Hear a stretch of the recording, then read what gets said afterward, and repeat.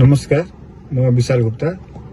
यो चाहिँ घरिघरि हामीले आवाज उठाउँदाखेरि यो देवकोटा चौकदेखि लिएर बस पार्कसम्म यो जुन स्पाको नाममा दही व्यापार चलिरहेको छ। आजको डेटमा क्या साँझ पख हाम्रो दिदी बहिनी चाहिँ घरदेखि निस्किन पनि गाह्रो भइसकेको छ। यो चाहिँ हजारौं पटक भनौँ न कि त्यहाँको बासिन्दाहरू चाहिँ नगरपालिका प्रशासनमा उजुक्दा पनि केही सुनाइ भएको छैन।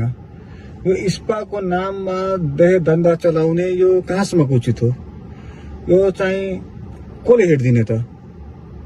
यो अस्ति नै सबै सुनाउमा एकजना हाम्रो साथीले पनि आवाज चाहिँ उठाउनु भएको थियो, अहिले पनि सुनवाई भएको छैन। मैले पनि घरिघरि फेसबुकमा मार्फत आवाज उठाइरहेको हुन्छु।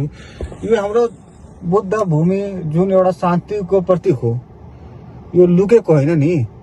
यहाँ के छ भन्दा भारतीय पर्यटक आउनु छ, राम्रो खुसीको कुरा हो, तर रक्सी खाएर जाड खाएर हाम्रो दिदी बहिनीलाई रेट कति हो सोधिदिने, जताभावी रक्सी खाएर पिसाब फेरिदिने हैन।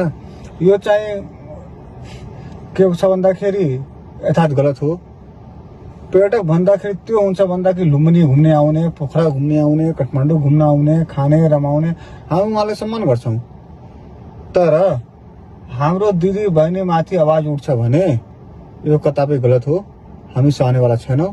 यो जुन संबंधित निकाय छ हाम्रो के छ भन्दाखेरि चाहिँ नयाँ सरकार आएको छ, हाम्रो आशा धेरै छ, भरोसा धेरै छ। जुन विगतको दिनमा जुन सरकारले एक्सन लिन सकेको छैन, यो आउने सरकार जुन हाम्रो चाहिँ नवनित सरकार छ, जुन यो जनता युवाहरूको धेरै भरोसा बोकेको सरकार हो, उहाँहरूले एक्सन लिनुहुन्छ। र म यहाँको मेयर साहब वडाध्यक्षज्यूहरूलाई पनि आग्रह गर्न चाहन्छु, यो देह व्यापारको अड्डा तपाईहरु नबनाउनुस्। यो कसको खेलमा भइरहेछ, किन भइरहेको छ त्यो तपाईहरुले बुझ्नु होला। तर तपाईहरुले चाहिँ यसको जिम्मा लिनुहुन्न भने युवाहरू अगाडि आउने छन्।